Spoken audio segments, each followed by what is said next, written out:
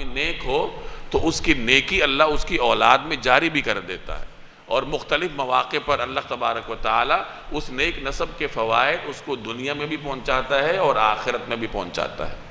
حضرت موسیٰ علیہ السلام جب حضرت خضر کے ساتھ سفر میں تھے اور راستے میں ایک جگہ ایک بستی میں ایک دیوار تھی جو گرنے کے قریب تھی، حضرت خضر نے اس دیوار کو گرنے سے بچایا، حضرت موسیٰ علیہ السلام نے اس پر اعتراض بھی کیا۔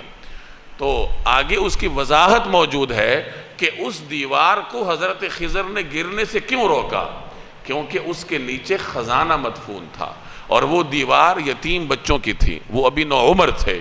اگر ابھی یہ دیوار گر جاتی، وہ خزانہ ظاہر ہو جاتا تو لوگ چھین کر لے جاتے، وہ بچے اپنا دفاع نہیں کر سکتے تھے۔ تو اللہ تبارک و تعالی نے ان یتیم بچوں کی مصلحت کی خاطر حضرت خضر کو حکم دیا اور انہوں نے اس دیوار کو گرنے سے بچایا۔ اور ان یتیم بچوں کو اللہ نے یہ انعام کیوں عطا کیا، اس کی وجہ اسی آیت میں موجود ہے، وَكَانَ أَبُوهُمَا صَالِحًا، کہ ان کا جو والد تھا وہ نیک آدمی تھا، اور والد ان کا اپنا یعنی صلبی سگا والد نہیں، بلکہ اوپر کوئی ان کے آباء و اجداد میں کوئی نیک آدمی گزرا تھا۔ مفسرین فرماتے ہیں کہ ان کی 7ویں پشت میں کوئی نیک آدمی تھا، اللہ نے اس کی برکات ان کی 7 نسلوں تک جاری کی۔ یعنی ایک نیک آدمی کی نیکی کی برکات اللہ تبارک و تعالی کئی نسلوں میں جاری فرما دیتے۔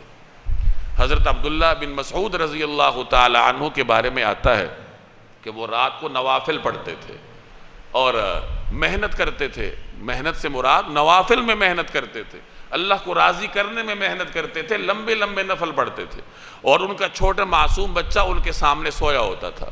حضرت عبداللہ ابن مسعود عبادت کرتے کرتے جب اپنے بچے کو دیکھتے تو رو پڑتے اور فرماتے من اجلک یا بنی، کہ اے بیٹے تمہاری وجہ سے میں پڑھ رہا ہوں۔ اور پھر یہ آیت تلاوت کرتے وَكَانَ أَبُوهُمَا صَالِحًا، کہ ان کا والد نیک تھا، یعنی اس والد کی نیکی اللہ نے اس کی نسل میں جاری کر دی۔ تو گویا یہ فرمانا چاہتے تھے کہ میں اس نوافل میں محنت اس لیے بھی کر رہا ہوں تاکہ اللہ تبارک و تعالی یہ نیکی میری اولاد میں بھی جاری کر دے۔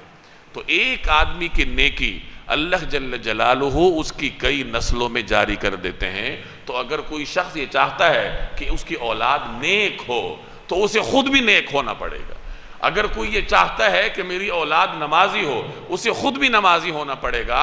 اگر کوئی یہ چاہتا ہے کہ میری اولاد خوش اخلاق ہو، میری اپنے والدین کی اطاعت گزار ہو، تو اس آدمی کو خود بھی خوش اخلاق ہونا پڑے گا اور اپنے والدین کا اطاعت گزار ہونا پڑے گا۔